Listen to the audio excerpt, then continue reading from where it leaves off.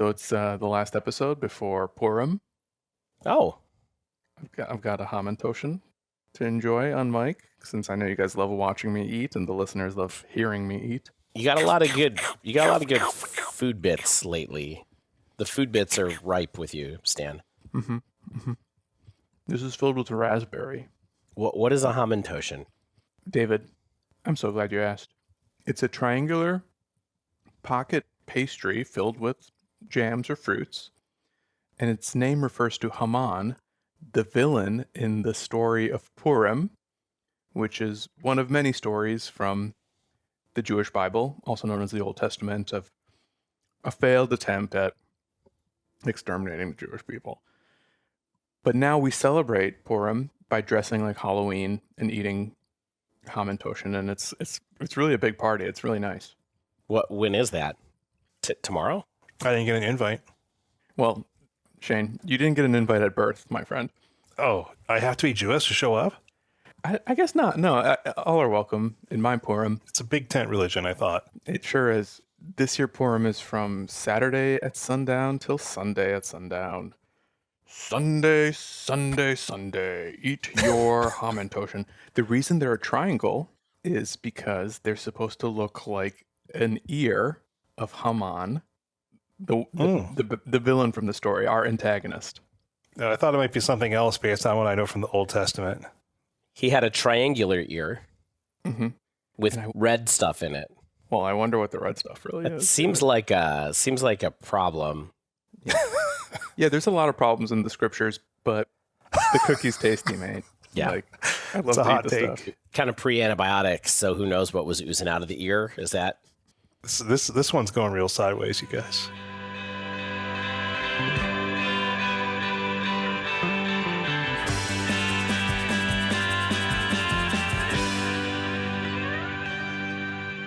Hello and welcome to episode 267 of The Dive Down, a Magic the Gathering podcast focused on the latest decks, trends, and strategies for the casual spike.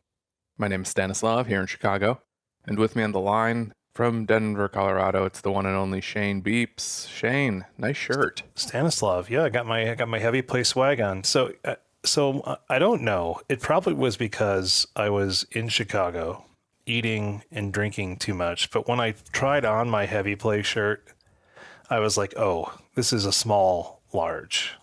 And now it's not unsnug, but I'm feeling a little bit better. I think forgetting to eat lunch because I'm busy at work is helping. Mm-hmm. Mm-hmm. You know how it is. You work through lunch? Oh, yeah. Most of the time. I kind of forget to eat. There's your first mistake. Is working. Stanislav, why are these balloons? You figured out some kind of thing on Riverside to make balloons just appear? It's not Riverside. It's my MacBook Pro.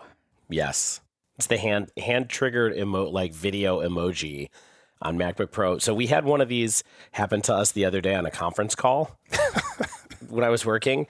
So Stan is giving a thumbs up sign, and it makes like a little bubble with the thumbs up appear over acceptable. You. So we were I was on a conference call at work, and for some reason, one guy on our team kept having a thumbs down hover over him in the corner of the shot, and we're like, "What's wrong with Rob? Rob keeps having a thumbs down appear on him." Like that guy in the football crowd. Poor Rob. Yes. Also, interjecting mid-conversation as usual, it's the Godfather, Dave Harbarger. But I made sure there was a clear space this time. Thank you for that. Trying to watch the crosstalk this episode because we have to edit this ourselves. Yeah, we're going to be editing ourselves over you for a little bit. Yeah, this one's for you to clean up. No hand signal there from Shane, you notice. No, I'm just getting in there. Speaking of hand signals, I give thumbs up to heavy play. I'm wearing the shirt. It's comfy because Randy has got the good hats. He's got the good shirts. So Randy uses new era snapbacks. I may have mentioned this on a previous episode, but this is the kind of stuff. He's like, I'm not getting the cheap hats. I'm getting new era snapbacks. Heavy Play, however, does not make shirts and hats. They make play mats. They make deck boxes. They make card sleeves. They make dice boxes. And they have the enhanced ergonomics, mobility, and protection. We are loyal Heavy Play enthusiasts, primarily One, they're really good. They're really well made. They're really high end. I challenge you to find a better, at least mass market, production made deck box. I challenge you. If you find one, tell me. But they have the Equipmag system. You magnetically attach, bundle, carry, ABC, all your stuff together. I still have my Pioneer Modern and now out of date Modern and dice box all snapped together for my bundle from Chicago. I recently encountered yet another benefit of the heavy playmats. Go on. So I like to use one of my up-teenth random magic playmats from history as a giant mouse pad. Mm-hmm. And because I moved back to America, we just got our new apartment last week, and I've been setting up my new home office, and I uncurled my previously preferred mouse pad playmat, and it was all like bacony around the edges. Like it needed to be ironed. I'm not going to iron a playmat. And you know who never gets bacony around the edges? Heavy play. Yes. Because it's a rigid playmat. It's rigid. It's rigid, baby. I do think Shane maybe got bacony around the edges, given the way he was talking about his shirt fitting earlier. But yeah, we've all been there. Well, I got more pizza-y at the convention center-y around the edges, I'd say. But if you want to get this stuff, go to your LGS. It might be there. Or you can definitely get it at heavyplay.com. And if you definitely get it there, you can use our code, TheDiveDown2024, for 10% off of your order. Or let Randy or any of the folks at the booths at the many events coming up know that you heard about them on the Dive Down. What are we doing this week? Well, Modern's back. Oh, baby. It's healed. Modern's back, baby. It's fully healed for now. With a number of things. I wanted to call this episode Modern Hard with a Vengeance. What do you guys think about that? I know we got a little bit of discussion about that coming, but it just sounded good. Is that a Purim movie? Yeah, do you guys watch Die Hard on... That was good. That was really good, Shane. 5 comedy points. Yeah, I love it. All right, we're going to talk about Modern. The best thing we can do is do a little bit of a breakdown after last week's ban and see what's going on.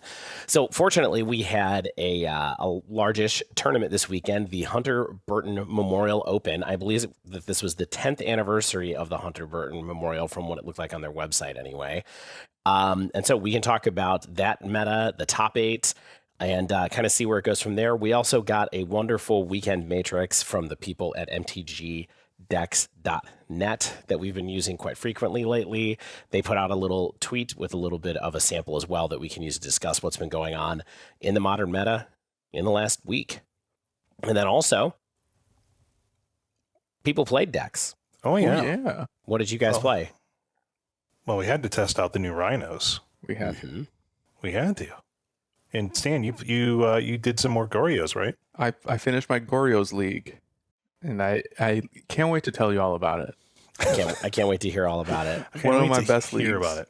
That's where the Modern with a Vengeance came from, in case you guys don't realize. Cool. Oh, Okay, cool. I see now. But first, some housekeeping. Stan, why don't you take us through housekeeping? Yeah, we got some new patrons to join the Dive Down Nation. We got Brett M, JC, Murat S, and just in time to make it onto the recording of this episode. I think this person literally became a patron 30 minutes ago. It's Griffin. Welcome. Thank you so much. Thank you, all. all of you, for becoming citizens of the Dive Down Nation. I love you. Say it quieter, but still have it pick up. I love you. Thought that was louder. All right. Oh, it was both of us. There was some, That wasn't louder. It was just in stereo, David. If you have... Is sound multiplicative? Like if you have 2 people, is it twice as loud? I think it's exponential. I'm glad we got some balloons when you held your finger up. All right, Patreon. If you want to be like all these folks who became citizens of the Dive Down Nation, go to patreon.com/thedivedown. You get some swag. You help support us. You get to come into the Discord and hang out. It's sweet. If you want to just get some stuff and not do Patreon, thedivedown.com/store. Lots of good stuff there. Mana traders, if you just want to play some Magic online and use our code for 10% off your first 2 months, we have a new one that goes to the end of April. It is the dive down _ K4L. Again, you don't have to remember that. It'll be in the show notes. But how can one forget K4L. the Widowmaker? Dave. Uh-huh. We have the Hunter Burton Memorial Open. Oh, we're getting right into it, huh? Yeah, I mean, what else do we have? This is what I was looking forward to. I wanted to see what the first mid-size paper tournament of modern enthusiasts, I imagine, going down to Texas, play some paper. Yeah, including luminaries like Aspiring Spike and many other people that are around that area. And if you're not familiar with Hunter Burton Memorial, it's an annual tournament in Dallas, Fort Worth area, and it's got a great cause. So please check it out. Please Google it if you want to learn or make a donation to them. But this is the first large tournament after the bans. It was 346 players, it was 13 rounds, and we are going to walk through the meta. We'll walk through every one of them. 13 rounds from what I could tell, let's say. MTG Melee sometimes makes it a little hard to tell, but I do believe it was a 2-day tournament for what it's worth. I hope so. 13 rounds over 1 day would be rough. Inhuman, I would say. Now, do we know any details on the prize wall? How are the ticks? I think the ticks were flowing, as they do in Dallas, as we all know. From when we went for the Dallas Fort Worth Arts Festival a couple of years ago, we know that the ticks do flow in Fort Worth. Yeah, there happened to be a Magic convention at the same time. I didn't realize. The street fair was quite nice. It was nice to have a break occasionally. All right, so we're going to go through the meta. We're going to go through a meta analysis that includes the top 13 decks that were reported by MTG Melee. We did not correct these. I am sorry. We maybe made a few corrections. But that's every deck that was above 2% of the meta, for what it's worth. So there were 13 decks that were above 2% of the meta. One note I wanted to make, and we can spot these as we go through. But one thing that's very interesting is that only 3 decks from this list of 13 had a win rate higher than 50%. Yeah, I thought that was wild when I was looking at the data after the weekend. I was like, everything's bad. Everything's bad now, apparently. Everything's super bad now. So we're going to go through these in tiers by meta share. And here's how it goes. Tier 1 is decks that were above 7% of the field. There's only 2 of them. One of them is one that everybody thought would be here, and the other one is not. So everyone expected Yawgmoth to move to the top of the meta, and it looks like it did, at least for this tournament. 7.99% of the meta, 27 people brought it. It had a 49.41% win rate. Do you think Yawgmoth is ever the type of deck that could become like a 15, 20% deck? I just don't think it is. I think this is like the top end for Yawgmoth, besides maybe like a Pro Tour. I think it could be. I don't feel like I think the specialist idea of Yawgmoth is way gone at this point. The deck's been mainstream for so long.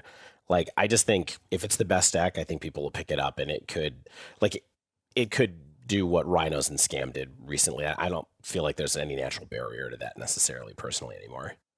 I think where the barrier may come in is the difficulty of piloting it well. And this to me feels like one of those decks that as it gets more popular, the win rate declines at the same rate, because we found in our own deck type that it's kind of a hard deck to sequence. There's a lot of moving pieces, and there's a lot of decision points for sure.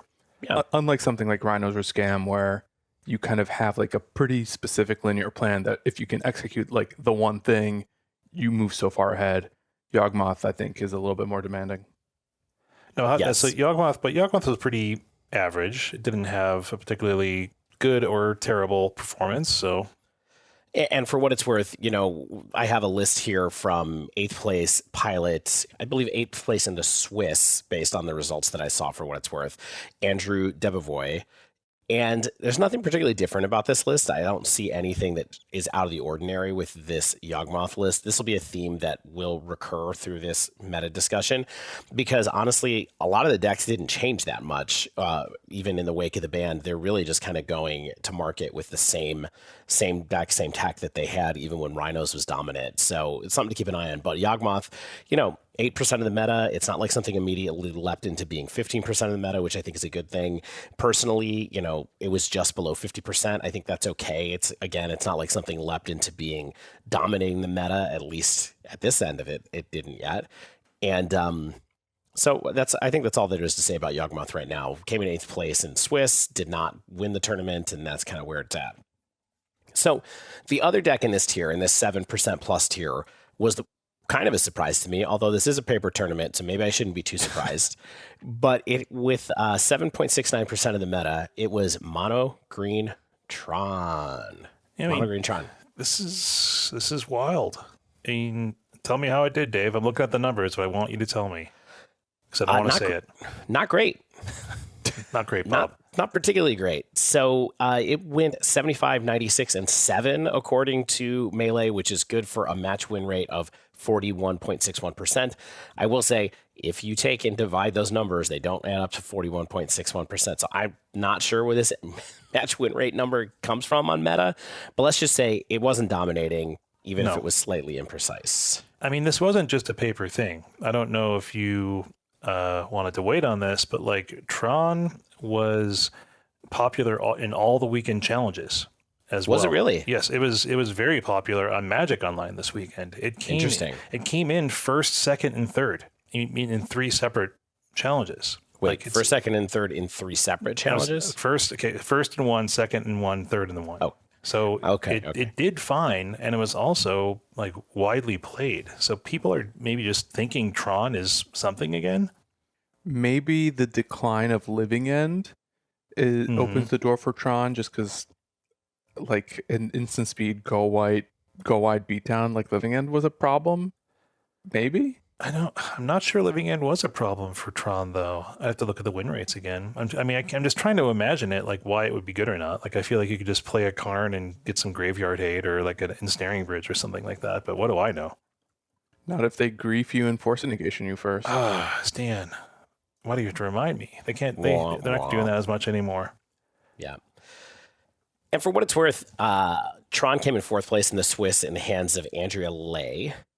And there's nothing really different about this list either. This is kind of what you would expect Tron to be at this point. Although 3 Wormcoil Engines main, maybe that's one more than I thought would be there at this point in time. So kind of prepared for some aggressive kind of creature decks with that.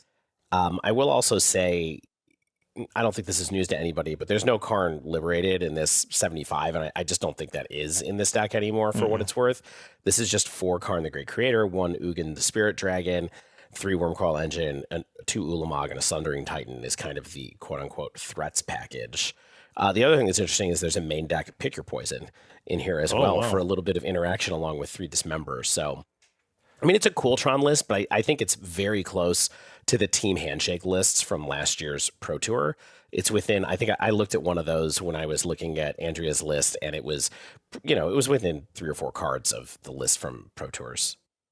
What's interesting, Dave, is the MTG decks page actually had Tron as like the most played deck over all the weekend events at the HBMO.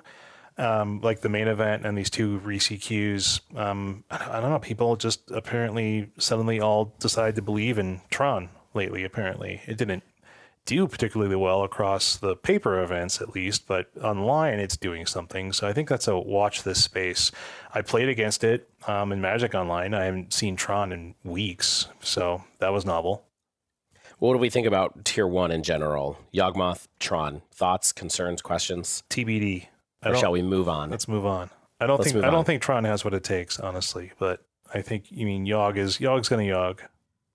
Yeah. All right, Tier 2.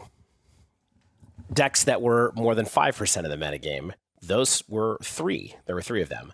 Zoo, Titan, and Rhinos. So Rhinos still in the top 5 decks played here, at least at Hunter Burton this weekend. Domain Rhinos. We're going to start actually with Titan. Titan, because Titan's the other deck that people believed would immediately rocket to the top of the meta.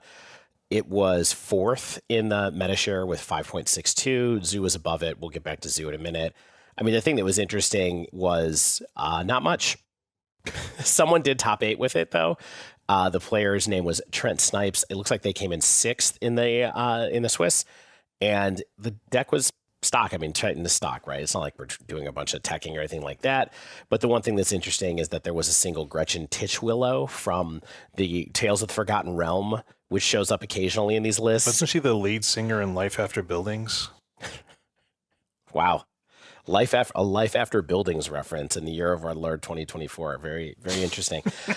In case you're not familiar with Gretchen Titchwillow, it costs a green and a blue for a 0/4, and it has an activated ability that is 2 generic, blue, green, draw a card. You may put a land card from your hand onto the battlefield. So it casts Growth Spiral, basically, as a creature. It's come up occasionally in Tron lists over the few years. Now, Titan did have a 53.9% win rate, so it was the best out of the top share of the meta by a couple of percentage points, at least according to the table that I'm looking at here. Oh yeah, for sure. I mean, but Titan gonna Titan. Yeah, exactly. I would never be surprised of seeing Amulet Titan anywhere from like 48 to 53% in any room at any time. You know what I mean? Yeah. Of the meta? No, of the win rates. Yes. Oh, the meta would be interesting. I wouldn't want to play that meta. I guess you could tech against it. 3%. So nothing too interesting there. Zoo. Let's talk about Zoo. So there were no Zoo decks in the top 8. It was actually third in meta share with 5.92%. So it was one more person brought it than brought Titan. And had a decent win rate at 51.5%. And I have a deck list here in front of me from Ian Mungle that came in 11th place. And you know what? This deck doesn't have a lot of flex spots, I don't think. Guess what? I mean, I still hate Wild Nicottle. I know we want to play 1-drops. I kind of just wish I could play Inti over Wild Nicottle in this deck and just have some kind of synergy. But you're not doing it. You're just lightning bolting, tribal flaming people, stubborn denying people, Leyline binding. This deck's good. It's good. This deck has a particular angle of attack and applies a pressure that not a lot of decks do anymore. Like, this is basically our burn with main deck, counterspell interaction, which... Isn't it sort of a combination of burn and, like, shadow in a weird way? Perhaps. It's kind of tempo. It's like get a big threat, protect it, and then it happens to have the ability to hop it and burn somebody. Yeah, I mean, I guess calling it burn is disingenuous. It's basically like our stock aggro deck at this point, right? And it just has all the things you want in it. So it was also quite popular on Magic Online this weekend. It performed well. It's been above 50% in most sort of conglomerate meta lists that I've seen recently. So I think you could do a lot worse and play Domain Zoo. Yeah. I mean, for what it's worth, I know that I was kind of lukewarm on this deck when I played it on the podcast, but this is the first one that I've looked at so far tonight and been like, yeah, I'm picking up Zoo the next time I play. That's kind of where my head is at. This is interesting to have like a curve out aggro strategy in the metagame right now. I feel like we haven't had something that looks like Zoo in a while that's been, as successful as Zoo is, I think, at this moment. And I know that people will sometimes look fondly back to the days of humans, and sure, Zoo is not an interactive creature deck, but maybe that's one of the silver linings of this current modern metagame is that like you can just play like 1s and 2s and actually get there thanks to rainbow cards. Yeah. You had stepped away for a second, but I actually kind of feel like Zoo is slightly shadow-ish in some ways because it has the ability to interact on the stack and has a good removal spell in Leyline Binding, and then gets to grab a tiny bit of even more reach than Shadowy does. Like Shadow towards the end was a lot more aggro when it was kind of like, Dragon's Rage and all that kind of stuff. So kind of it's in that space for sure. So I do think it's kind of an interactive aggro deck for what it's worth. Which humans was too. Like that's kind of my point is that like I think while I don't think Zoo is as interactive as Shadow or humans were, I think in either heyday, like it has a little bit of that, and that's probably what it needs to be able to keep up in the environment. But my point stands. Like I think if you want to play like powerful creatures backed up with like some strong interaction, but essentially just go wide and turn creature sideways, like what better way to do that than with Zoo right now? And that's what I want to do. All right. Next deck, final deck of tier 2, Rhinos. It's still here. It's still here. But there were none in the top 16. Oh, no. and it only had a 47% win rate at the event itself. No. Imagine that. The highest ranking list that I saw was Matthew Kalkbrenner in 21st place. And it's kind of what we all thought it would be, or what some of what you all theorized about last week. It's 4 Cyanid Draco, 4 Shardless Agent, 3 Solitude, 3 Subtlety, 4 Ardent Plea, 4 Leyline Binding, 4 Guild Pact, 4 Crashing Footfalls, 3 Revealed, some Fire and Ice, and 2 Force and Negation. That's the main deck. Yeah, I'm curious how this shakes out, because we see this one here with like the Solitudes in it. I know that Devin, who's not on this week, quickly 5-0'd with a 4 Solitude list on Magic Online, playing no Fire and Ice, I believe. I think like how this deck shapes up is we have new flex spots, right? And we'll talk about this later, I think, when Stan and I talk about our experiences, but I think this suite is a little hedgy, right? Like 3 Solitude, 3 Subtlety, 3 Fire Ice, 2 Force of Negation, 3 Lorien Revealed. It's like, I think that those numbers will likely be fudged here and there as people still experiment with this deck.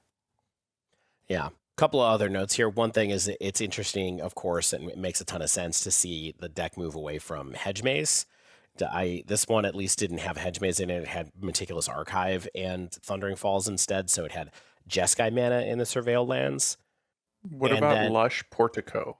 A lot of decks have been playing that too. Yeah, that's really? Which one's the that? green-white, I believe. Green-white? Okay. Yeah, that one's not in this particular list, but that makes sense to me as well. How did this deck do online? Shane, did you have any notes about how it did? Did not see a lot of it online. It was very mid-popular. I didn't see it. I don't think it made the top 8 in any of the challenges, but I can look. All right. So let's move on to Tier 3. Tier 3 is, I promise, where a couple of things get more interesting at least, although the first one, these are decks that are 3% or more of the field. Murktide is the first one. The highest finish with this was Gabriel Nicholas in 29th place. It was a 46% win rate. Nothing super interesting about this except for some sideboard stuff going on, in particular that Murktide seems to just be, and many decks honestly seem to just be splashing for Pick Your Poison now, I guess because it deals with Scion pretty cleanly. And that's what they're doing. So this deck in particular has 2 Pick Your Poison in the sideboard. And other than that, there's also 1 Test of Talents, which I feel like might be a hedge against something like Creativity. And potentially also, I guess, you can also cast that against Crashing Footfalls, right? Yeah. So that was kind of interesting. Not much else going on there, so we can move on from Murktide. I also think Test of Talents is not bad against Goryo's Vengeance. That's all I'm going to say about that right now. Good to note, because Goryo's Vengeance will come up in a little bit here, at least in this tournament it will as well. All right, one of the first breakout decks, I guess, of the weekend is the next one on the list, and that is Creativity. Now, there's some weirdness going on with Creativity because there were actually 3 Creativity decks in the top 10. The MTG, the Melee.gg data only has like a number for 5-color Creativity, really. But when you look at it, they actually split 5-color and Jund out, and 2 of the decks in the top 10 were Jund, and 1 was 5-color Creativity. And actually, Jund was the winner of the tournament in the hands of Chaz Alexander, so Jund Creativity won this particular tournament. And is Jund still doing like that red enchantment that can give some haste? Yeah, let's talk about them in a minute. So I want to start with talking about 5-color. For what it's worth. So the 5-color deck only had a 45% win rate according to the Melee table. The Jund list had a 68.6% win rate for the 4 pilots who brought it. Those are the 4 people, of course, that we're assuming brought it and accurately named their decks. But 2 of those people were in the top 10. So the 5-color list, here's the thing. 5-color list, I think people are probably super familiar with. It's been a while since Creativity has been around much.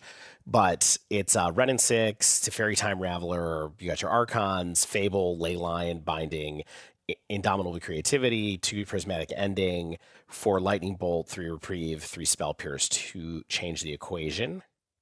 Sounds familiar, right?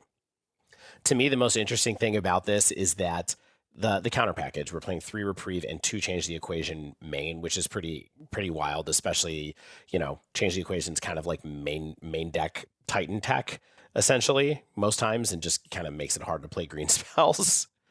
And then this list also has a couple of surveil lands, which I thought was pretty cool to see in a list other than a Cascade list. And then in the sideboard, there's a card called Turn the Earth that we haven't talked about too much. That is an uncommon from Midnight Hunt. And what it is a single green for an instant that says choose up to 3 cards in graveyards. The owners of those cards shuffle them back into their libraries. You gain 2 life, and it also has flashback.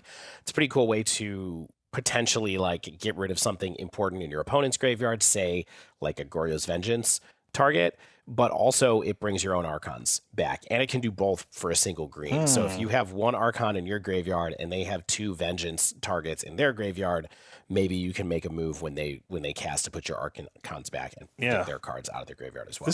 This card seems perfect. This card seems mildly underplayed when you look at it, right? It's just like, hey, I can do it once, and then if they ever set up again, I have flashback on this thing. So it's really quite nice. Yeah, it's a cool card. It's popped up in a couple of places here. It's also in the Jund list for what it's worth, if I remember right. So let's talk about the Jund list, since this was the deck that won the tournament and also was a bit of a breakout with the just aggregate win rate with it. So like Shane said, if you're not familiar with this list, it's really, so the 5-color lists are kind of tempo control plus they're kind of like Planeswalker control, and you want to cast your big sorcery, right? So you want to cast your creativity. That's how you get your Archons. That's how it works. The Jund lists are that combination list where they have creativity, but they also have persist to be able to execute a reanimation plan. So they have a bit more ways to get Archon into play. And as a result of that, they have things that enable them to either loot or rummage through their deck to be able to set up either a good creativity or get to creativity or get an Archon in the graveyard so they can bring it back with persist. So how do they do that? You creativity them, like I said. You can transmogrify. This deck is actually running, the winning deck list is actually running a 1 of transmogrify, but we're also running, like Shane mentioned, we're running Bitter Reunion and Fable of the Mirror Breaker as ways to rummage through our deck. And Bitter Reunion is basically, what's that card? What's that? Cathartic Reunion? Is that what that card is in Dredge? Mm-hmm. So this is basically Cathartic Reunion, but on an enchantment that says when Bitter Reunion enters the battlefield, you may discard a card. If you do, draw 2 cards, and then you can pay a colorless and sacrifice Bitter Reunion. Creatures you control gain haste until the end of the turn. Now, the thing that's cool about this card, which maybe, it's not the most mind-blowing thing to say, is that if you're just playing this for value because you haven't got to a persist game plan yet, the second half of this card is still pretty good if you go creativity and have 1 extra mana and have this out, and you're able to either attack with 1 or 2 Archons the same turn that they come into play. Yeah. I will say, Dave, that Cathartic Reunion, you get to discard 2, draw 3. So that's the wrong card then. I was thinking of, different card. But it's like, the haste is, I think, really what gets this over the top for this deck, right? Yeah. I mean, discard 1, draw 2 is also a card that's been around forever. Like there's one of those in cons. I forget what it's called, but at any rate, yes, Cathartic Reunion's better. But yeah, the haste is important here. So this is also running Surveil Lands, which I thought was interesting. We've seen this deck before a few times, and it's popped up during creativity times a couple of times. I just think this is a pretty interesting version of it, and it's interesting to see this kind of rise to the top of this particular metagame. Thoughts about creativity? Yeah, I was going to ask if you all had any idea, like what gives creativity an opening here. And this is where I feel like I don't understand Modern sometimes, where it's just like, what was keeping this deck down? Like, I don't think Rhinos can set up faster than this deck can, and maybe because Archon makes you only sacrifice 1 creature. Is it a little bit of Living End? I mean, here's the thing. If you have Archons in your graveyard, nobody wants to cast Living End against you. Yeah, of course. Exactly. But if you can Living End before they get a chance to set up creativity. Yeah, I don't really know. Like, I just think and I'm not sure I want to play this into like a zoo meta, but maybe the Lightning Bolts, Fatal Pushes, Bitter Triumph is enough removal with like 7 pieces of interaction, and you can always up it from your sideboard or up it in the main deck if the meta is calling for it, I suppose. Yeah, I mean, I actually think that this kind of deck is not bad against aggro. Just a guess, because you do have a little bit of interaction. You have six removal spells like you were talking about, but what you have is your main threat that gains life for you. And so it stabilizes blocks well and is also able to gain life if you get a couple of triggers off of it, so you can recover against decks that are trying to be really aggressive against you. I think that counts for something in those matchups as well. For sure. And because, I mean, if you persist it, it is within range of Tribal Flames, which is kind of a bummer. But if you creativity it, you're okay. Stan, any thoughts about creativity? I don't know. This is a tough one for me just because it's so fresh after the ban. And I always did think that like Rhinos was a low-key tough matchup for that deck, even though they have access to Teferi and counter magic. Being able to like play Fire Ice and Dead Gone and like remove their dwarf tokens or whatever else at instant speed, like was how I always managed to best them. And Jund was the answer to that. Like I always struggled with the Jund matchup instead because of the access to all the hand disruption over counter magic and the blue suite. So maybe like with Rhinos gone and Living End gone, like maybe that's all it really took for creativity to make a comeback. But time will tell. It's not like it had, I don't know, like the 5-color version didn't really have the strongest win rate this weekend. So maybe this is just like another way of saying that like black-red disruption mid-range plans are really good, and backing them up with like a big finisher is kind of all you need. And maybe that's sort of one of the new pillars of Modern as we see with, to some extent, with Goryos, even though it's not black-red, black-white, but we can get into the comparisons and the contractions there in a second. Yeah. All right. Next deck on the list is Scales. Hardened Scales was 3.25% of the meta. Hanging in there. Had a good win rate. Only second to Amulet Titan on the list of decks at the top. It had a 53.16% win rate, which I thought was pretty good, being a person who is trying to enjoy Scales these days. It's interesting that it was a top performer for the weekend, given the fact that people were likely packing extra artifact hate for Amulet. But it still seemed to be able to hang on there. Unfortunately, the top performing deck, even with all this, was in 18th place. The pilot's name was Clyde Johnson. And pretty interesting stuff with this list for me anyway. Cutting back a bit on hangerback walkers. There were only 2 hangerback walkers in the list. Usually, I think that the list that I have right now has 4, but it might only have 3.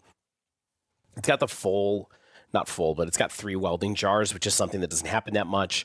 You know, the Ozolith, the Shattered Spire, is not in the 75 anywhere, which is a card that I like sometimes as a backup Hardened Scales, but there are a lot of people who just don't play it right now because it's not searchable with Saga, and maybe they just think it's kind of dirtily, so they just skip it.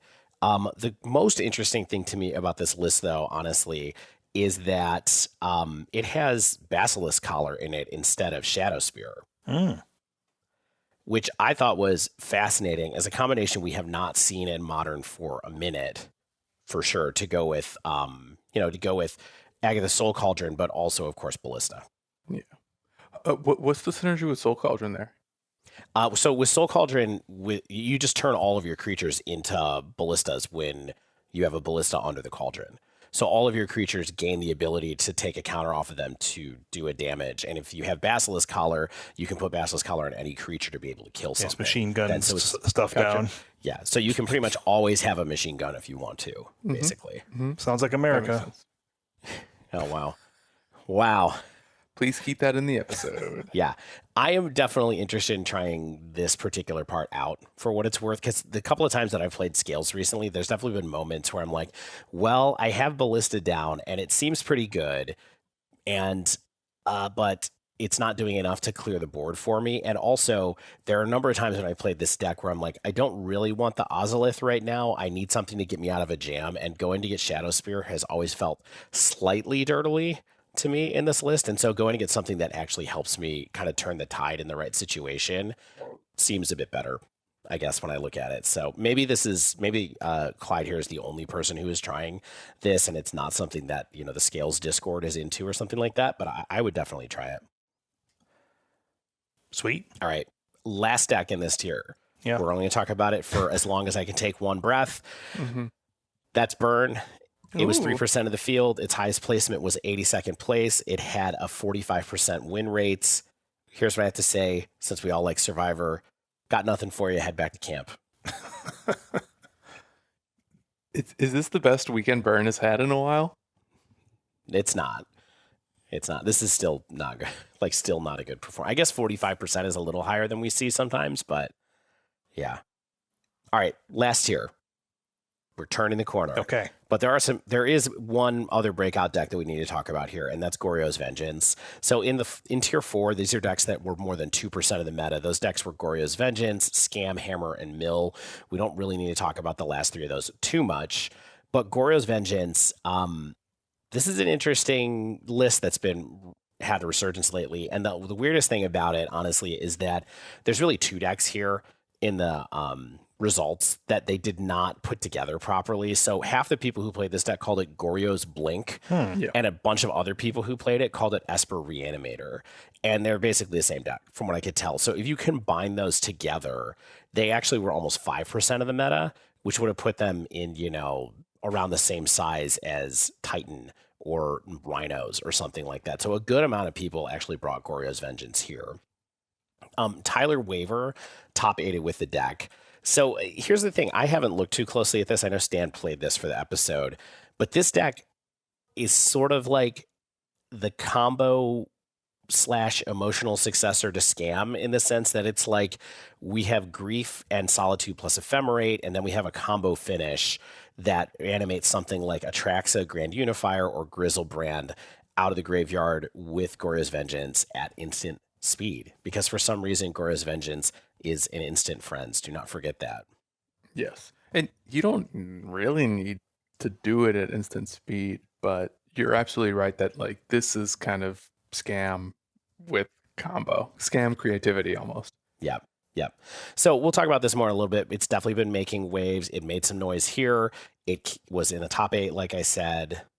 And I think that's kind of like we'll be looking for that some more.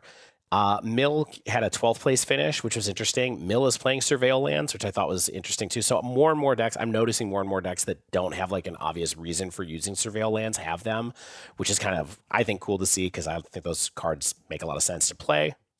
What kind of obvious reason do you need? Are you saying like to put one card in the graveyard?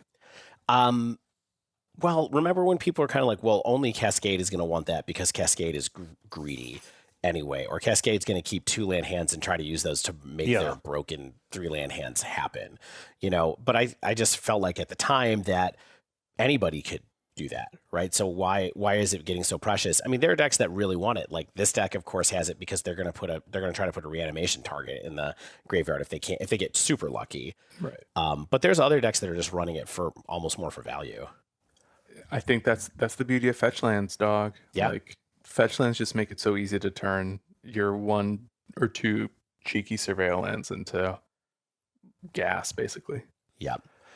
Mill was also another one of the popular decks on Magic Online this weekend in the challenges. It was Wow. in the top 5 in terms of popularity in all 3 challenges.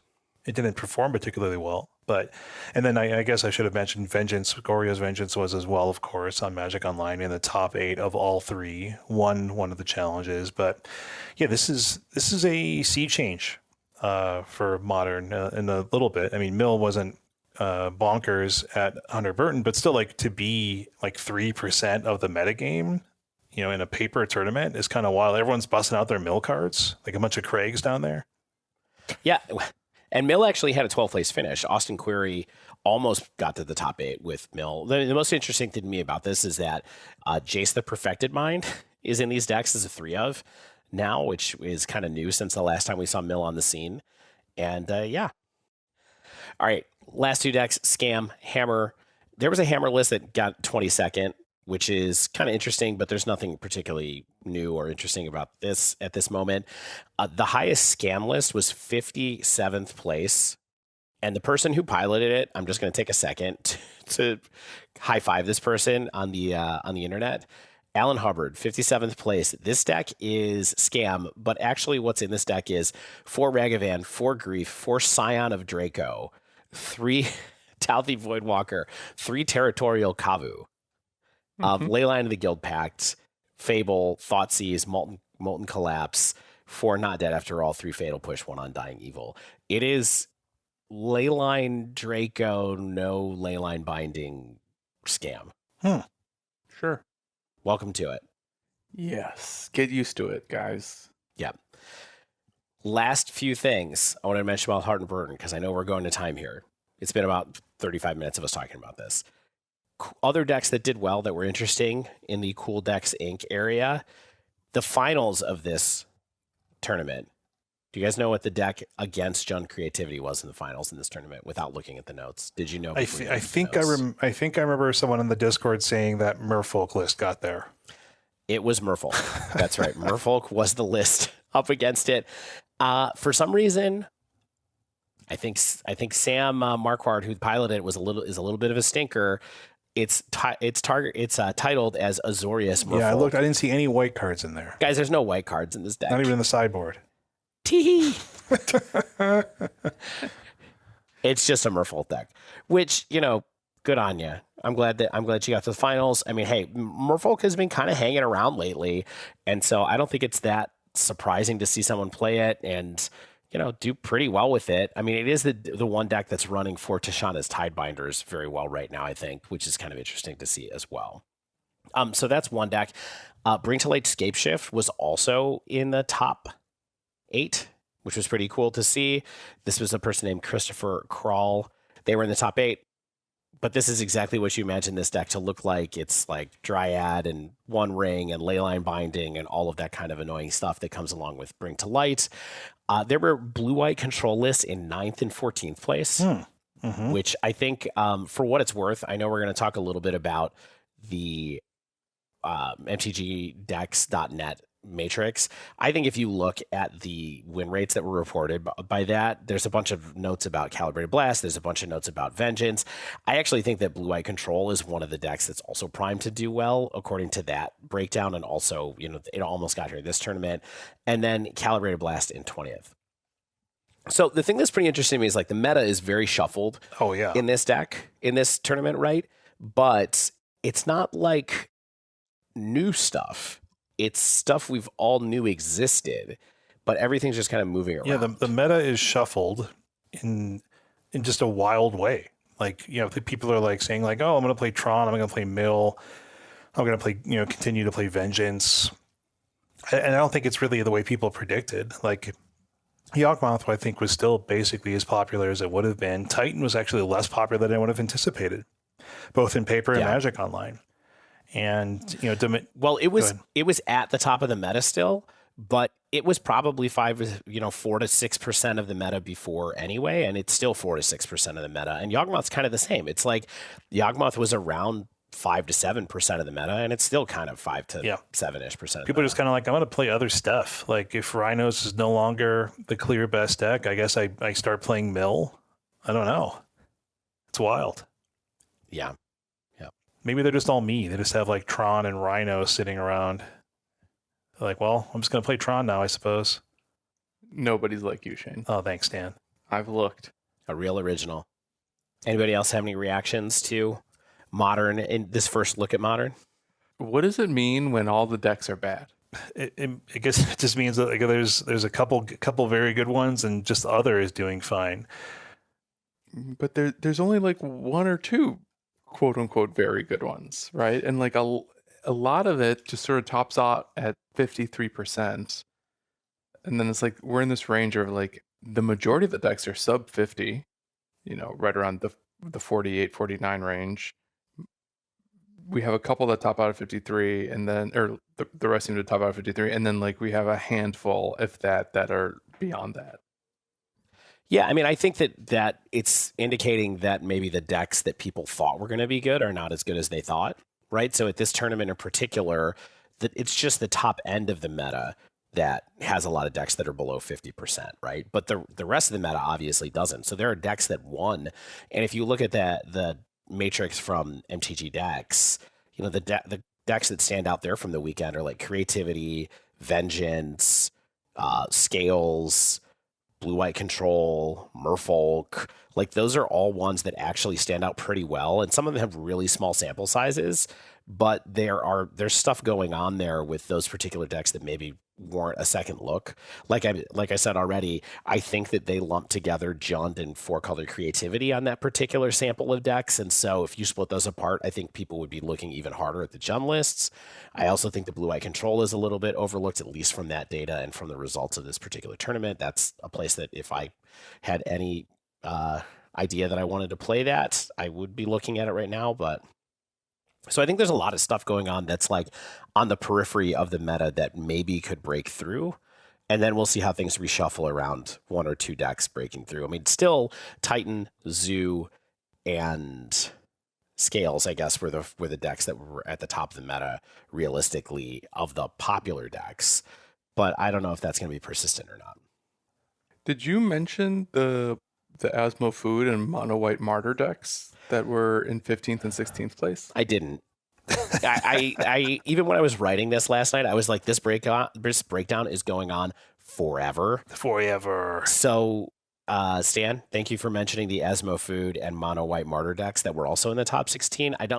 I didn't really look at those lists closely other than the titles because I don't like either one of those lists. And so I didn't know what to say about them, but yes, they were there too. And so I think, Stan, it's a great data point in the sense that it's like, there's even more weird stuff that did well in this tournament that we didn't even get to talk about.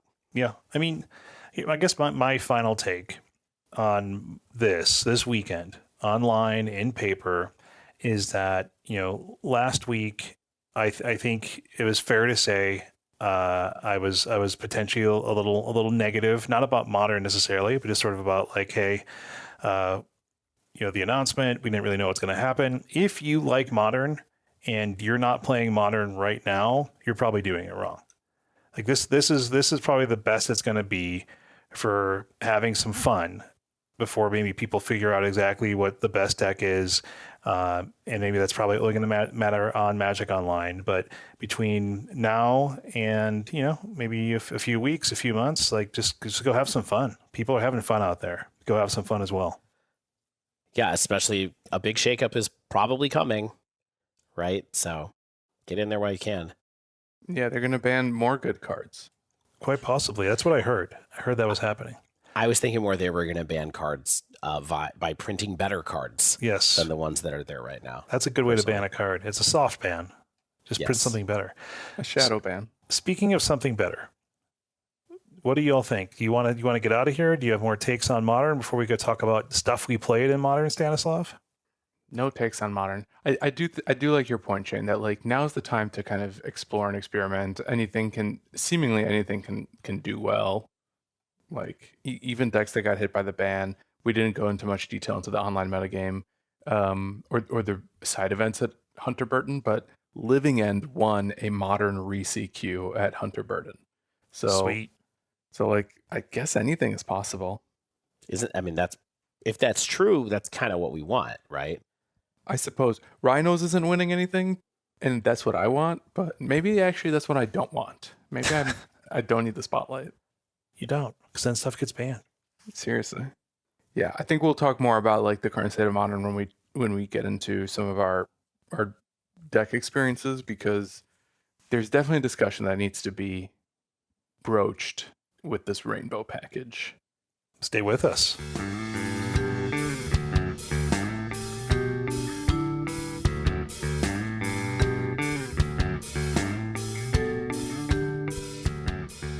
So I guess I teased this a little bit last week, maybe even the last couple of weeks, but I had rented Goryo's Vengeance, and it was hard to rent at first, and then finally it was hard to get through the league. But I did it. I finished the league. I've collected some thoughts I want to talk to you guys about. Did you collect some tickets? No, I did not. It happens even to the best of us. Yeah, I don't know. Maybe if I was playing Goryo's Blink, maybe if I was on Esper Reanimator, I would have done better. But really, it's hard to know at this point. But for those not familiar, Esper cards, yes, it's playing Goryo's Vengeance. It's trying to get that back with, or it's trying to use Goryo's Vengeance to get back either Gristlebrand or Atraxa. I guess the interesting twist on this version of the deck is that it's also scammy. It's playing 4 grief, 4 solitude, and it's scamming them with ephemerate or touch the spirit realm. Is also one of the other ways that you're able to like get a little blink action after turn 1. Mm-hmm. And I think what makes this deck somewhat powerful is that it still has like all the power of turn 1 grief to just sort of scam opponents out of the game some percentage of the time. But by being fueled by ephemerate, you actually get more grief triggers than you would out of the Rakdos scam decks, because you grief when you evoke, then you grief them when the ephemerate resolves, and then you grief them again when ephemerate rebounds. The old triple grief. So in a way, like that probably feels worse than Rakdos ever did. And then in terms of the graveyard plan, you're simultaneously filtering your hand and then setting up your big graveyard play with things like Tainted Indulgence and Faithful Mending. These decks are also playing a card from Brothers War called Falahi Archaeologist. Yes. Maybe it's Falaji Archaeologist. 1 in a blue for an 0/3 Human Scout. When it enters, you mill 3. You may put a non-creature, non-land card from among those cards milled this way into your hand. If you don't, put a +1/+1 counter on Falaji. So the nice thing with Falaji is like either it's a 1/4 for 4 that like has put a payoff For into 2, the right? yard. Yeah. Yeah, for 2. 1/4 for 2. So either it's putting a payoff in your yard or you're getting back a Goryo's Vengeance. Or even an Ephemerate. That's also a really great thing to get back. Yeah, and this is a big engine for the deck, right? Because ephemerate, like for example in Scam, you're not dead after all, was kind of like, well, if you don't get to do the thing on turn 1, not dead after all is kind of bad, right? But in this deck, if you Philology Archaeologist plus Ephemerate is like an engine that you can use to self-mill yourself a whole bunch of times, right? You can Ephemerate, then you can Ephemerate Rebound, then you can return Ephemerate to your hand, then you can cast it again. And so you can really fill up your graveyard quite quickly with Archaeologist. That's part of the story, right? Well, you have to mill an Ephemerate with him to get an Ephemerate back. But, right. But yes, like that's part of the story. If you are, I guess, like are all out of griefs and you don't need to solitude anyone and you just want to like get the graveyard payoff ASAP, right? Then yeah, like chaining Archaeologist is one of the ways to do that. I did not collect ticks, as we said. I went 1/3 drop this league. I mean, ultimately, I personally just like didn't really like playing this deck because it felt a little too close to the Scam play style that I've always, hated. And I think it complicated things for me by also adding this 2-card combo, being Goryo's Vengeance and Graveyard Payoff. That's also like in a way somewhat easy to disrupt, or sometimes I just wasn't lucky enough to get it. Yeah, it's funny to me that if you remember way back, like in the early MH2 days, I was trying the like Orzhov Reanimator stuff. Like I was trying some of the Esper Reanimator stuff, and it's kind of funny to me that we got back to just Goryo's Vengeance. We were just like, we can reanimate like our anything non-legendary can be reanimated. That's great. Like we can get our Archon of Cruelty. And then we're like, what if we just reanimated Gristlebrand or Atraxa? That seems potentially better. I mean, granted, Atraxa was not printed during the early days of MH2, but yeah, it's just like we just went back to where it really mattered, which is great legendary creatures.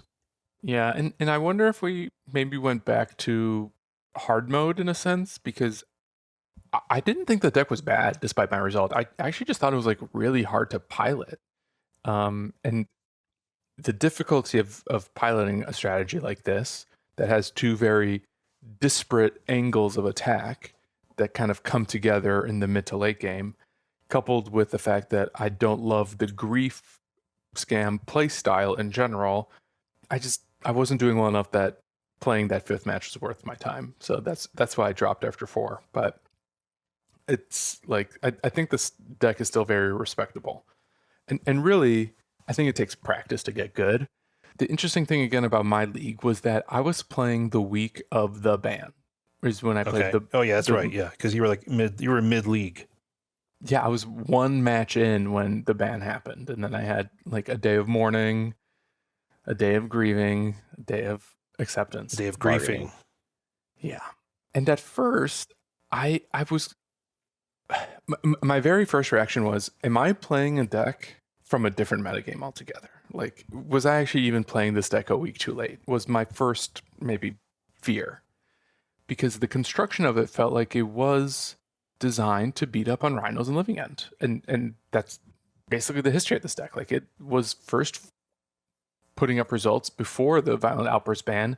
And I think the combination of triple griefing people while also being able to scam solitudes to answer either double rhinos or multiple creatures off of a living end to be exiled out of living end range. Like, that just felt like it was a package designed to attack the Cascade deck specifically. The addition of Thoughtseize and Prismatic Ending within the interaction suite, I think, supports that too. But then over the last couple of weeks, I think we've also seen that this could be a genuine contender in the format in the absence of Cascade strategies. So I guess I've moved past that gut reaction, and I think it's doing more than just preying on Cascade. I think it's actually doing a pretty powerful proactive thing that until certain types of graveyard hate become much more pervasive, I can see this sort of continuing to hold its own in Modern. To me, the part that maybe I even liked the most or found the most interesting was that the scam package, in a way, felt more proactive and really less conditional than it does in Rakdos Scam. Because one of the coolest things I did in my league was set up a game state where I was repeatedly ephemerating or touching the spirit realm, my grief, Right. at instant speed, which you can do without having to like pitch it the way Rakdos Scam did. So I would have my grief on the board and I would swing, and then I would get my opponent to a point where they were hellbent, and then I would wait until their draw step, and then I would grief them again and basically just like lock them out of the game as I tried to like find a kill condition, or in this case, I think I just killed them eventually with my grief. That was the fear of people when grief was originally printed, right? Was something like that, ephemerate plus grief, just being like, that's it. Exactly. Also, I don't know how closely you guys pay attention to the MTGO Assault Twitter account, but if that's to be believed, They are screenshots. there are screenshots. The deck already has its haters, and maybe that's enough evidence that it's good, and you can probably even, like, to some extent, even feel safe playing it. One tweet I saw earlier today from 8 hours ago, friend of the show, George Jabor. Here's a collection of images expressing how I feel now that Modern's, quote, end step, cast an instant, and hold up force and negation deck has built-in grief scam play on top of everything else. And then it's a picture of Ben Affleck smoking a cigarette, looking sad in front of his doorway. We're all familiar with that picture. There's a couple of other meme images that people are familiar with, but sounds like George doesn't like it. Yeah, poor George. And look, to make matters even more complicated, there's now these weird evolutions where you're also combining it with the rainbow package, which is probably even like another good way to avoid getting blown out by well-timed graveyard hate. Speaking of graveyard hate, you do have Prismatic Ending and you do have Leyline Binding, and these are nice ways, I think, to beat permanent-based graveyard interaction, like maybe something out of Tron, getting a Grafdigger's Cage or the like.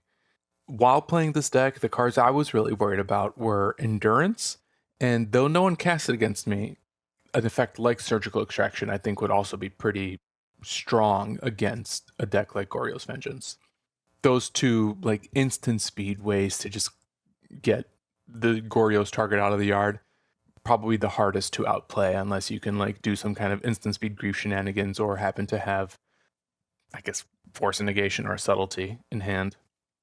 But maybe like the Rainbow Sign of Draco package solves that problem by itself. I mean, at the end of the day, for me, it's like in the absence of Living End, which maybe we're in a post-Living End world now, despite one Resecue's result. Maybe it's just nice to have like a graveyard deck in the format.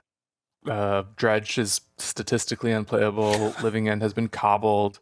Scam, like, not really putting up results since the Fury ban either, or at least like since a couple weeks after the Fury ban. Like, here we sort of have the best of both worlds, and maybe that's good enough to have in Modern because there are fans of both of those things, and now they can sort of come together. But I would just like caution, like, I don't think this deck is easy, but by any stretch. I think you have to be able to like go through the decision trees that happen when you cast the Thoughtseize, and maybe those decision trees are easier to prune when you can just like triple Thoughtseize your opponent with a grief. Yeah, But this is my dream deck. I wish I had Goryo's Vengeance and Atraxas and things like that. I would play this tomorrow.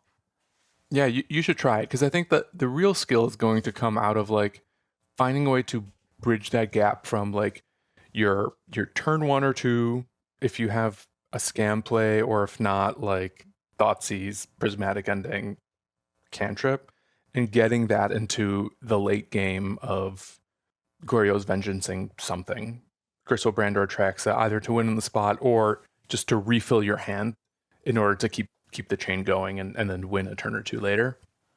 So yeah, I encourage you, Shane, to play the deck just to kind of see it for yourself. I do think though that the Scions package is really concerning, and maybe I actually want to like use that as a transition into the Rhinos chat. Yeah. Let's talk Rhinos. We both played some Rhinos.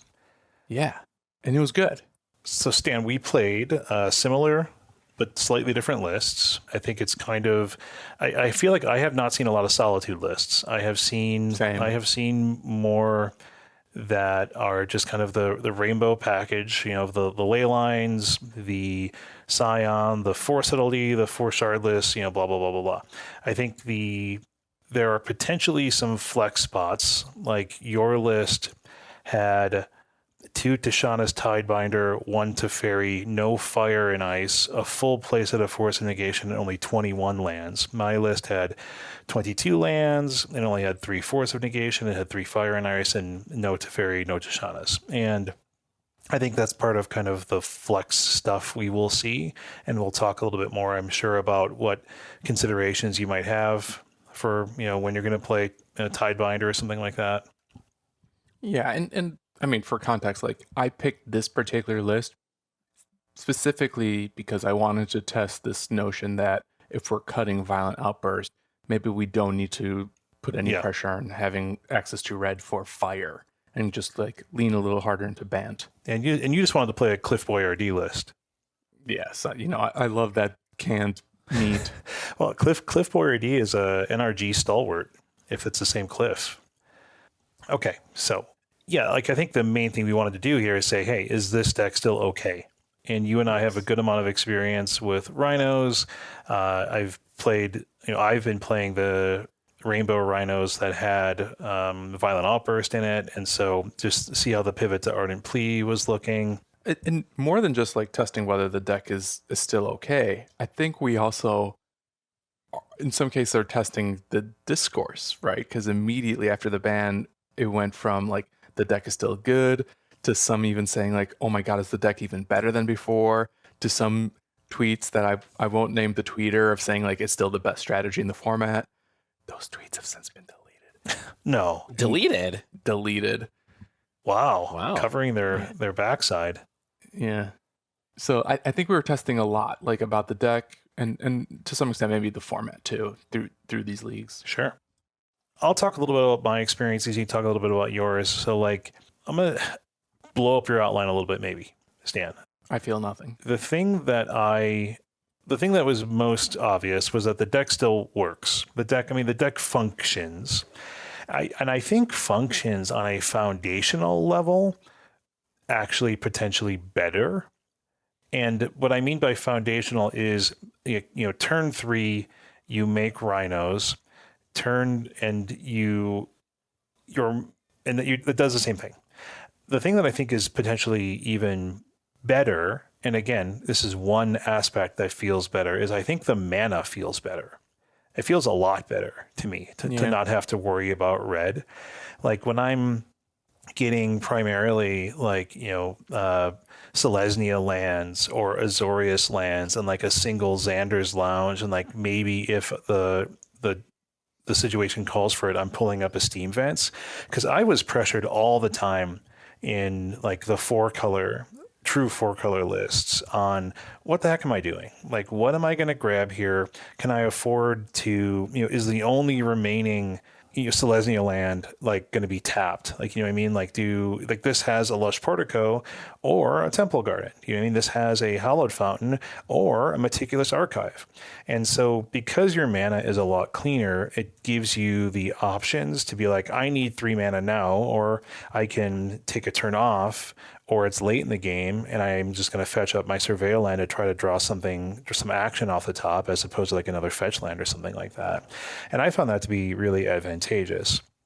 How did you feel about the mana and just kind of like, doing the thing? And if in fact Violent Outburst never existed. I agree. The mana did feel a little bit better. It felt like you could stumble into basics without like having to, suffer for it a little bit more frequently. Yeah, I know that Devin, when he played like his first league, I think he had Blood Moon in the side. You know what I mean? He was just like, I can do Blood Moon. A lot of the decks still do. Yeah, I mean, and maybe that's like a reasonable possibility, especially into the face of some of these slightly greedier mana bases of like, the Reanimator strategies or the creativity strategies or something like that, where it's just like, look, I can still play Blood Moon here and you're not going to have a good time with it potentially. Mm-hmm.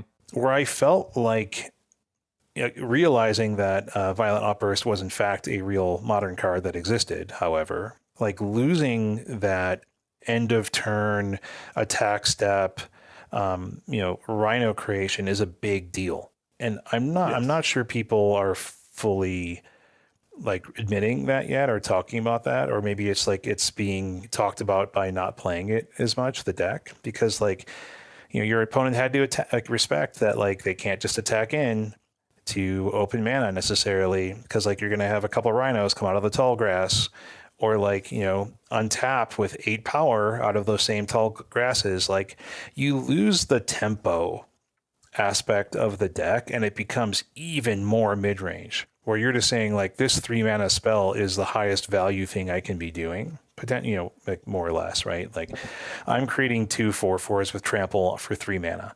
I'm casting 1 mana interaction with Leyline Binding.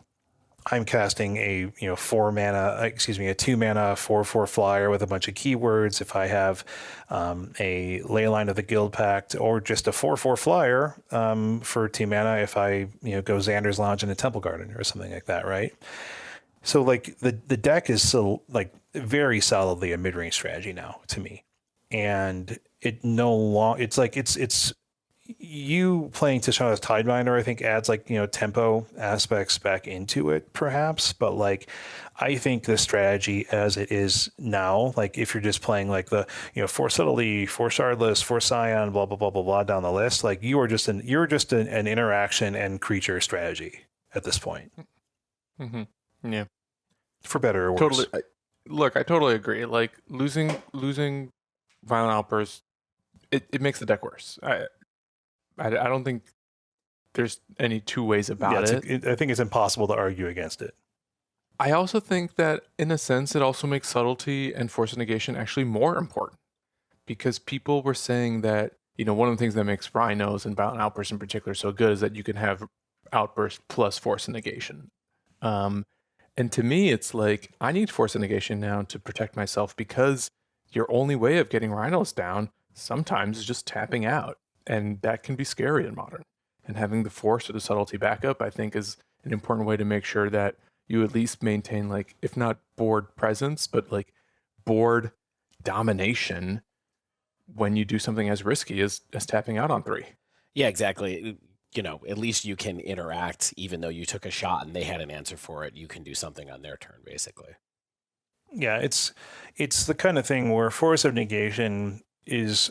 There's just not a lot of counter spell decks necessarily in Modern, honestly, and some of them are uncounterable at this point. And so but it's the type of thing where it's like, so you weren't using force of negation necessarily to protect your Violent Outburst, which is something Doom said last week, right? And but really, you still are going to play Force of Negation because it protects you from what they do on their turn, like their engineered explosives, like their whatever spell that you don't want to see that is either going to kill some rhinos off or stop you from casting them in the future. It's the same useful card, and I think that has much wider application against those types of things than it ever did against the card counterspell in the first place. Yeah, I like Force of Negation to answer my opponent's Reeve Soul. Reeve Soul. Reeve Soul. That's one of Stan's weird pet cards. You remember that? The Reeve Soul days. There's been so many weird pet cards. I just think about Nimble Obstructionist every time we talk about I think about Nimble Obstructionist literally weekly. It's like what two generic single blue card does Stan want to play that nobody else thinks he should play? Well, now it's Tidebinder. Now it's Tidebinder, exactly.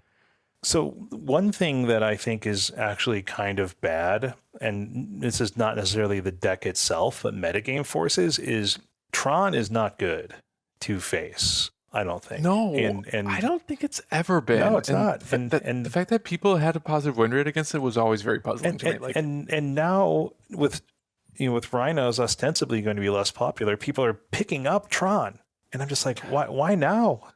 Just to kick me while I'm down. Yeah, apparently. What were your experiences like, Stan, in playing the deck? Like any particular insightful experiences? Well, so I free rolled my league. Still got 3-2. I beat. It was a weird league. Okay, I beat Rakdos Skelementals. Wow. Was it Grief Skelemental? No, No. At least I didn't see any grief. It was like Unearth. They were unearthing their Skelementals. They played that one that's, I think it's red for a 3/1 trample haste that sacrifice at the end of your turn. They were all in on the Skelemental effect. I know. I think I know. Yeah. Okay. I don't know. It was a funny deck, but not funny enough for me. So I beat that. I beat Red-White Taxes. Didn't feel particularly difficult there. And I beat Jeskai Lutri, which, Dave, you watched me beat that deck. That was kind of close. We were down to a minute on my clock, and I clocked them instead. Yes, that was wild. You were down to a minute on your clock, and you only had 2 life, and you were being attacked. You were being lethal attacked as well, and they just couldn't close the attack out before you died. You would have died. It was not lethal. I had a shard list to block. I had kept them off a turn. Mm-hmm. Yeah. Mm-hmm. But still, I beat these 3 weird decks, and then I lost to Murktide, a deck that I always thought was challenging. It made me even more challenging without having access to Violent Outburst. And I lost to Rug Prowess, which, go wide aggro decks can be difficult, especially now that Fury's gone, and I'm not seeing any Rhino decks play Brotherhood's End. So being able to answer multiple creatures is very tricky. And you sort of need to stabilize by just getting 4/4s, because it was a prowess deck. They had access to Spell Piercers and Flusterstorms, right? And they were able to actually keep my 4/4s off the board. And then they broke my little heart when I got a Splinter Twin turn to Scion with Hexproof, and they picked my poison. No, yeah. Rude. Yeah. So you're just talking about prowess plus questing druid, basically, right? And pick your poison. I did not see questing druid, but perhaps. Yeah.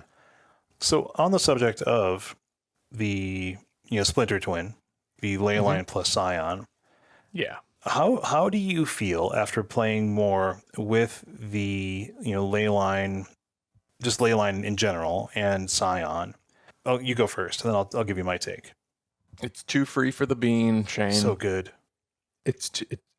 I think it's the shoulders of Atlas are on Scion's back right now, holding up so much of the modern format. And I think we're seeing that so we're recording this on Tuesday. I think by the time this episode comes out on Thursday, we're actually even going to see even more of these rainbow decks, because you can just put it into any deck.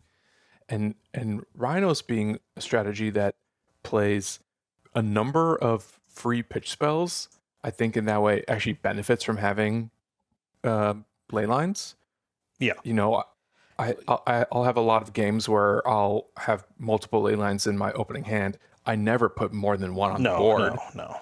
Yeah, it's not really a benefit, but you do have a escape hatch to getting away with having bad draws, which is one of the main things that I think we talked about Leyline at the very beginning of when that card came out. It's like, it's great with pitch cards.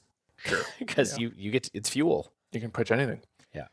And yeah, like, so I think what staying power Rhinos has right now, certainly the rainbow package is a part of that. And I'll even include rainbow or leyline binding in that, because you can still jump through the hoops of having leyline binding online on turn 2 with Xander's Lounge and the green-white. Xander's Lounge. Come one, come all. Purim parties, Sundays. Ladies get 2 drinks for the price of 1, Tuesdays between 6 and 8 p.m. At Xander's Xander's Hamantotion, Saturday at sundown. So yeah, like I've totally lost my train of thought, but yeah. Yeah, I think. What did you think about the rainbow package? Yeah, it's great. I mean, It's too good, right? It's doing a lot. I'm just gonna repeat myself, like from probably past weeks. It's just like the mana fixing is so bonkers. The mana typing is so bonkers. Like the fact that it's not like your lands tap for each color. It's like your lands are each land type. And so like that opens up a lot of stuff. The combination with Scion, and you said you think it makes, I think you said something like you think it makes the deck better. Is like, I think it makes the deck playable. Because especially right now is like, it's perhaps, chicken or egg type thing, right? Is like, would this deck have become mid-range deck if not for this? I'm not sure, with the loss of Violent Outburst, right? But I think with moving to entirely sorcery speed, with losing kind of like slowly losing the more tempo-y aspects of the deck, like when's the last time you saw like a Brazen Borrower in this deck or something like that? Dead Gone is basically a casualty of the multicolor deck now. And so we're not bouncing stuff for like our weird trample wins or something like that, right? And so I feel like the deck sort of needs that out against hate too, where it's like you are stressing the opponent's like hate card types, where it's like, okay, am I going to bring in like my Chalice of the Voids and my Engineered Explosives and my pick your poisons and stuff like that, and my like maybe Dismember, you know what I mean, to like account for the increased amount of creatures I could face down without being able to kill them with EE like the Rhinos I could.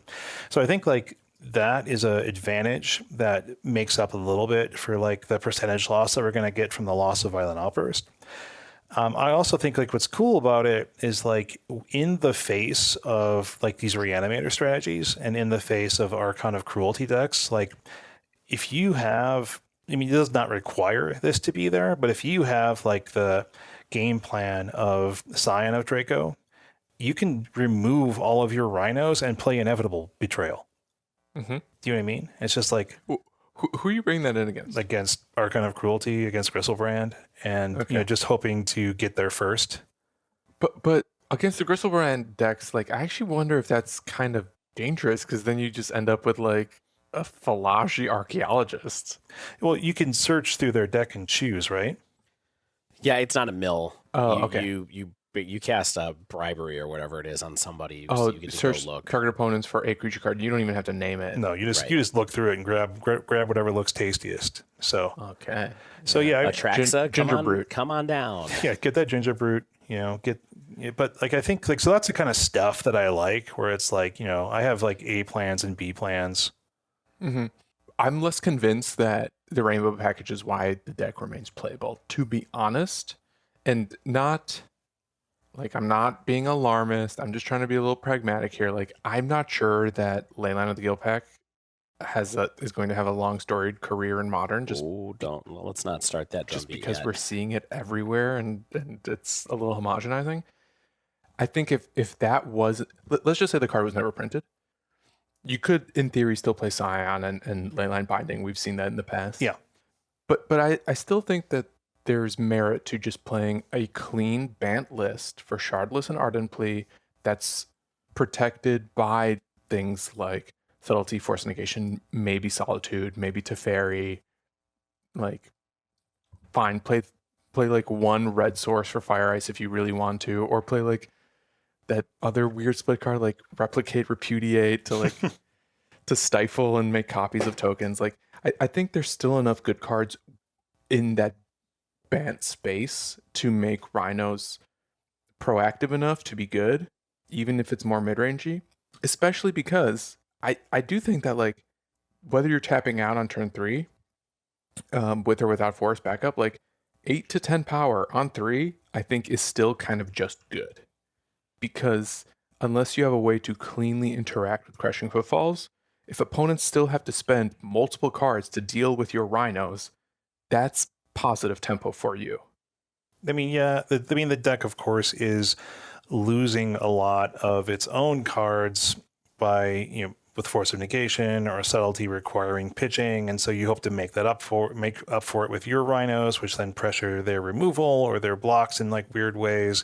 So it's like, it's a little bit of a back and forth, right? It's like why Rhinos is legitimate, is that it has the power to make up for the free spells being costly at times, right? So I think that like what I just the last to tie a bow on it is like I think that like the Scion, like the turn 2, very hard to remove Scion thing is like one of the modern things about the deck that makes it like slightly better, right? Where it's just like, hey, it's like the 6-7 Tarmogoyf of 5 years ago, where it's just like, have fun dealing with this, before Fatal Push or something like that, right? Where it's just like, how are you going to deal with this? Like, good luck. And Scion is definitely, I think, much cooler than that.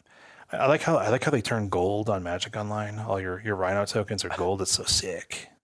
I love gold. You're too Balatro pilled.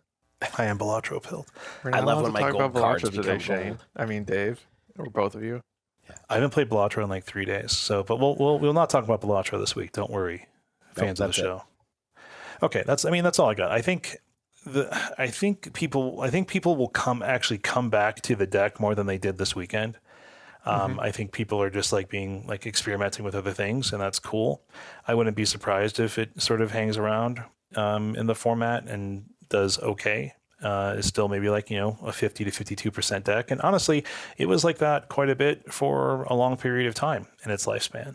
And if the metagame shakeup that we're seeing sticks around, if people are still playing Tron in like larger numbers, that's going to increase the pressure on Rhinos to not be that well played.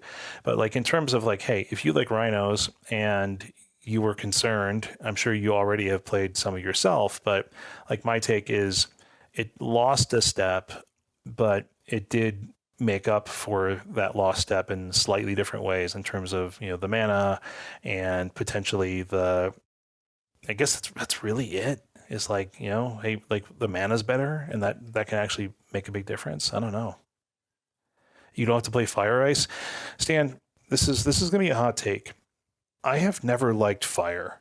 I don't know if you're supposed to like fire, but I've never really liked fire. I think ice is pretty cool.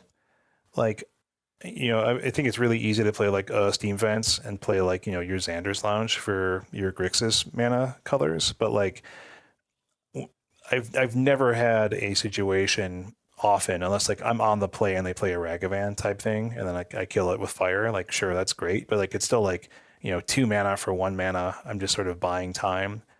Or I kill 2 1/1s with it, and that doesn't really happen very often in modern these days. So it's just like, I don't love it. So did you miss it in your deck? While I don't know that I missed Fire Ice, I don't know if I'm missing it. The card, what I missed was having a good turn 2 play, because you don't always have Scions, and I didn't feel like, taking a turn semi off to fetch a Surveil land, which comes in tap, was enough to kind of like bridge the gap that you create for yourself when you take Fire Ice out of the deck and not replace it with other 2 mana action. And I don't know that there is like better 2-mana action. Like we're looking at adventure spells then. I don't think there's enough split cards to really consider, and maybe you just go back to Dead Gone and not have Fire Ice. But I do agree with sort of like the initial premise that Ice is the better side of that card. Yeah. And the one that's more frequently used. And maybe there were a couple situations in my particular league, especially against like the Murktide opponent. The Fire Ice isn't great against Murktide, but like where you end up in a sticky situation where they have like one too many blockers, and like it would be nice to just like tap someone down.